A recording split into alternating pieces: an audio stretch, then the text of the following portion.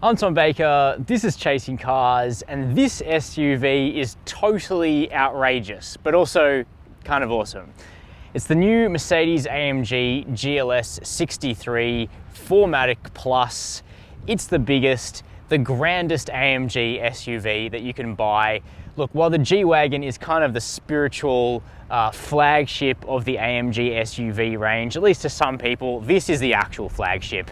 The flagship of any Navy is the biggest, most powerful, most well-armed ship, and that's exactly what we're looking at in the GLS 63. Now, it's not the first vehicle to wear that badge, but this is such a considerable improvement from the old GLS 63 that if you're trading up, you're gonna think you're stepping into a vehicle that's considerably more sophisticated.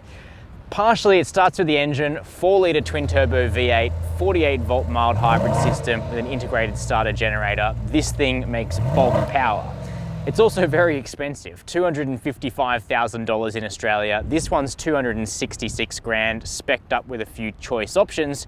But as we'll find out when we jump inside, it's quite impressive to sit in and then also to drive, which we'll be doing in just a few minutes' time. But before we get started and cracking on with this AMG GLS 63 review, make sure to hit subscribe down below and the notification bell.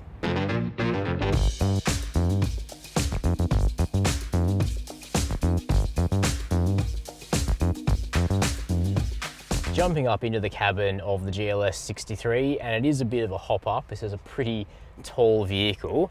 The cabin really acquits itself well because it's a nice blend of high technology and high luxury, which is something that I think Mercedes-Benz are kind of hitting better with this new generation of cars than they were with the previous gen, which were also certainly not cheap and nasty, but the interior quality was not at the peak of probably what you'd expect from Benz. And that's something which is being corrected in this latest generation of product, including the new GLS. And so I drove a car earlier on 22-inch wheels, which just felt absolutely perfectly screwed together inside. This one on those 23s, the ride's just that little bit more brittle, and so there's a couple of shifting kind of sounds in this cabin, but also it's a brand new car, potentially still settling. Just thought I'd note that. But everything in the main feels pretty nicely constructed. So we have this, fairly, I guess, confronting looking steering wheel at first before you learn all of the controls, but it really is a command center for the car. Very sportily outfitted with this standard Alcantara trimming around the left and right side. Normally this is leather up at the top and the bottom, but this car has a carbon fiber package which replaces that with carbon, and it's kind of cool. It's a bit of an update on the old school, wood steering wheel idea, but instead we've got carbon. Feels great in the hand. Big paddle shifters, metal paddle shifters, which I always like to see. And then we have some AMG additions to the wheel. We've got a Manatino switch here, which does your drive modes, cycles through your comfort, sport, sport plus, individual, and then some all-wheel drive stuff too. And then we have customizable switches here. So you can put start, stop, deactivate, if that's your kind of thing. You can put stability control. It takes a lot of courage to play with the stability control on road in a vehicle like this, but you can put it there. You can do adjustable exhaust, you can do adjustable dampers, etc. So you can kind of customize that to your heart's content. Also another nice little touch, stitched leather airbag cover. Not something that you always see on a vehicle of this cost, and it's nice attention to detail, I would say. Now, I said high technology, I meant that. We've got dual 12-inch screens here, one for the driver, one that sits in the center, but with the way the steering wheel is positioned, at least for me, they look more or less seamless. It's a pretty cool effect. This one's touchscreen. We've also got a trackpad for it. We've also got a trackpad on the steering wheel for it, and one for the driver's screen. After spending a few days with the car, it all starts to make sense, and the software itself is very capable. But unlike a BMW X7, we don't have wireless Apple CarPlay, though there is wired CarPlay and Android Auto in this vehicle, plus an absolutely terrific Burmester stereo as well. We're also sitting in AMG specific seats in the GLS 63. As standard, they're Napa and Alcantara. This car's, fairly conservative with an all black outfit, but it looks pretty good, particularly when paired to the optional carbon fiber package. They also have a significant range of adjustment, easy controls up here on the door with the heating and cooling, plus the driver can actually adjust for the passenger side seat to move it forward out of the way of somebody sitting in the back, for example. They're supportive, they're comfortable, and I found on the sort of 2-hour drive that I did in the car, I got out feeling totally refreshed, which you can't always say for every performance car, but for a luxurious performance SUV, it is something that you want to see. Now, speaking of the material quality, I'll expand on that briefly to say that we've got a lovely leather dash up here. The leather is also on the top of the doors and down here on these prominent sort of grab handles that are one of my favorite interior features of the GLS. But sadly, even on a car which is over 250 grand, hard touch materials here next to where my leg rests on the driver's door, that is something that was missed, and a BMW X7 doesn't make you put up with that.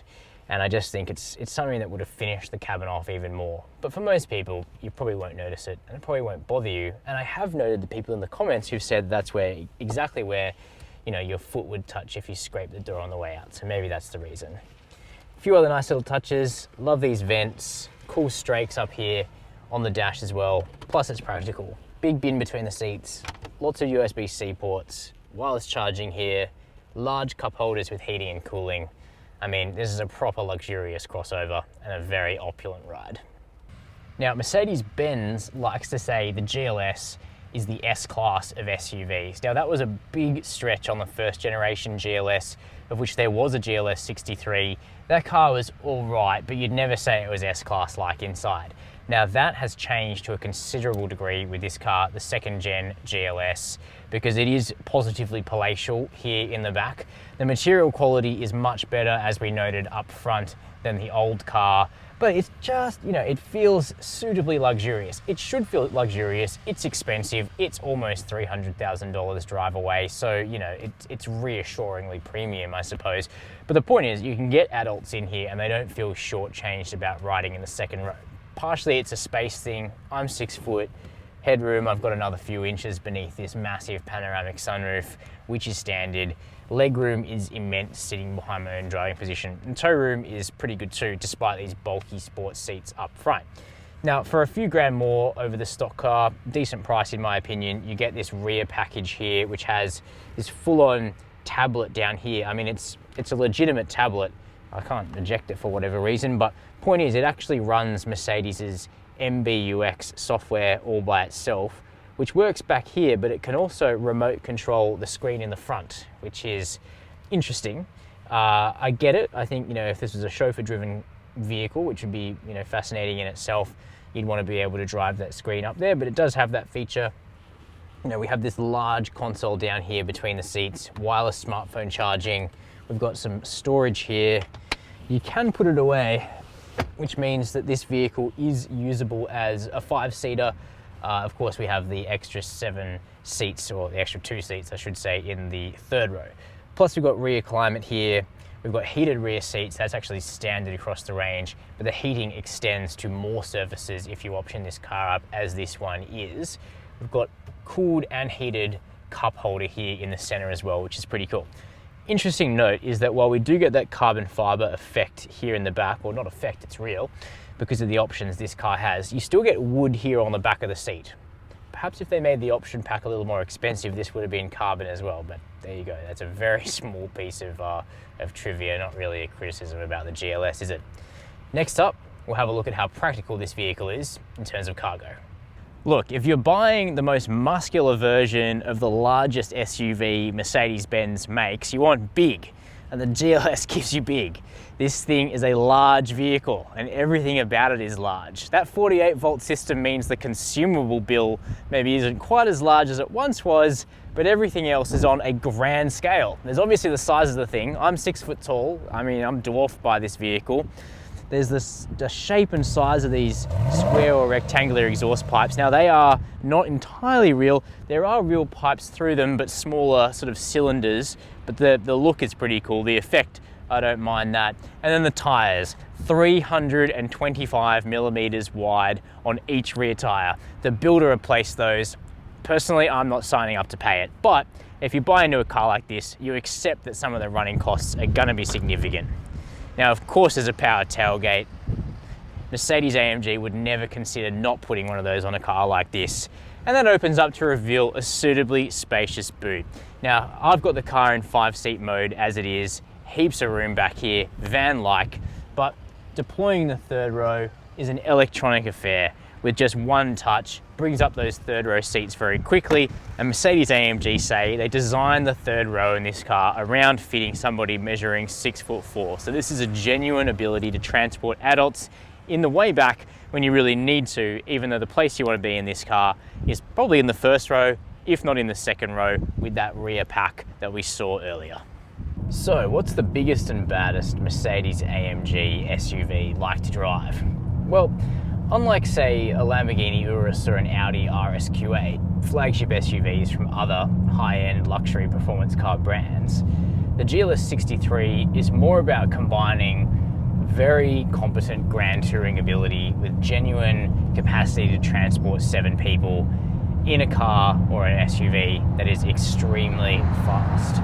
And it's fast in a straight line, so is the old GLS 63, but this one is actually remarkably quick in the corners as well. And it's actually ride and handling where the new GLS 63 has improved the most noticeably over the old version of this car.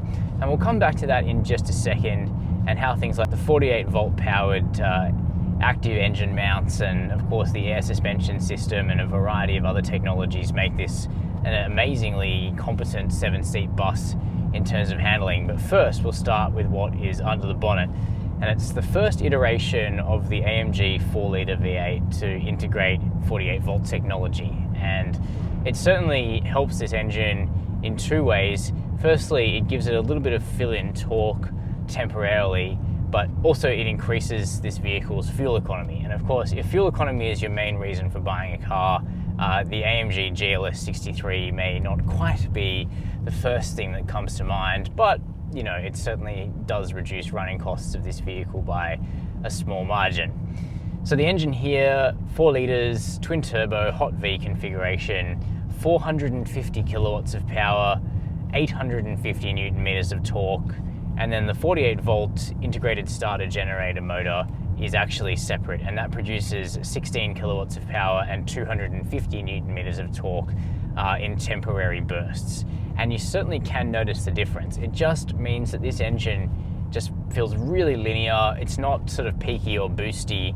Instead, you just get these waves of torque and acceleration pretty much on demand. And it's interesting because there is a little EQ dial that's permanently displayed here in these gauges that shows you what the system is doing. And you know, it's either charging on regenerative braking or it's giving you that extra 250 Newton meters when you want it. And the result is frankly rude speeds that are possible with the GLS 63.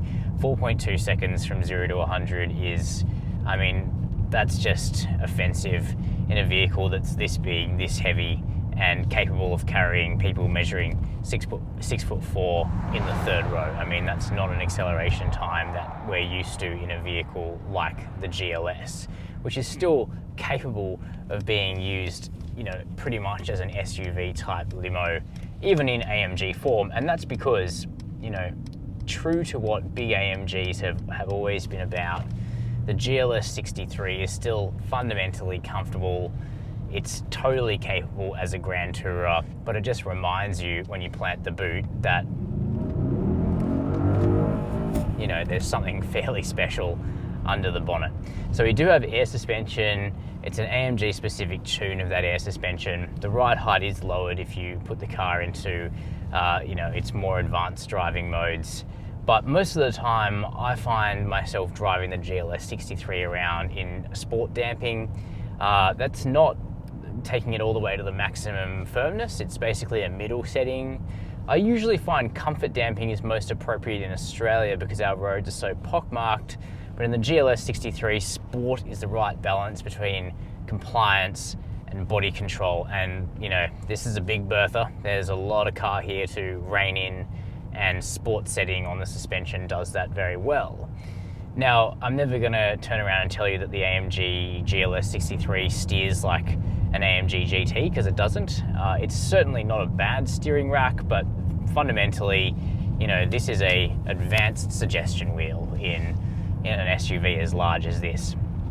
Not a huge amount of feedback coming from the road, but it is perfectly capable of, you know, effectively pointing the prow of this yacht in the direction that you want to go in.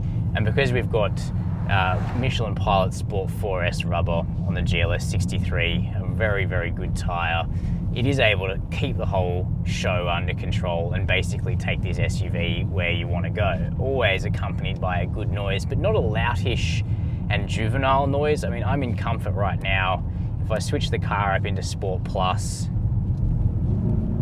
we definitely get a more pronounced exhaust note. Some of it's artificial, some of it is real, with butterfly valves being opened up in the exhaust. I tend to customize a individual mode which gives you that sport suspension, shifts from the automatic transmission that are not quite as harsh, but that more powerful exhaust note, because I want to hear it. I think if you buy a GLS 63, you do want to hear that noise. It's a good noise this 4-litre V8 makes. So it's comfortable, it's composed, the handling is superior to your expectations for an enormous bus like this, and it's flat out fast in a straight line, reasonably fast point to point down a country road. So, you know, it's an expensive vehicle. You're not going to get much change from $300,000 drive away in the GLS 63. But the important thing is it actually lives up to the promise that it makes, which is adapting the big 7-seat GLS for AMG purposes. Now, the old one was a big hot rod, didn't love a corner. The new one is just that much better dynamically, that if you're trading out of the previous version, I think you're going to notice a significant improvement. The GLS 63 is also a pretty safe SUV. We've got very strong adaptive lane keep assist. We've got adaptive cruise control that's quite smooth in its acceleration and braking. We've got rear and front cross traffic alert, blind spot monitoring, a crisp 360-degree camera, and a variety of other systems that are controllable with one touch from the center touchscreen, which is nice. So if you are, you know, putting a GLS 63 down a tight country road because that's just what you like to do, you can disable the lane keep assist very easily, and that way it's not always trying to steer you, you know, or adhere to a road edge or a lane marking, which this very wide SUV may not want to fit between anyway. So, you know, it's customizable. You can turn things on and off. All in all, it's a perversely enjoyable experience piloting this largest of AMGs. So that's a detailed first look at the new Mercedes-AMG GLS 63 here on Australian roads. To be honest, it's a formula that works. The car's pretty offensive. I mean, this thing is a land yacht with a 4-litre V8 making 450 kilowatts of power. That's obviously not a recipe that's going to be able to last forever.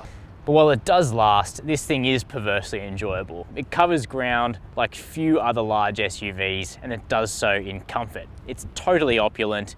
It's basically as luxurious as an SUV like this will get before you start crossing into terrain that includes vehicles like the Rolls-Royce Cullinan and the Bentley Bentayga.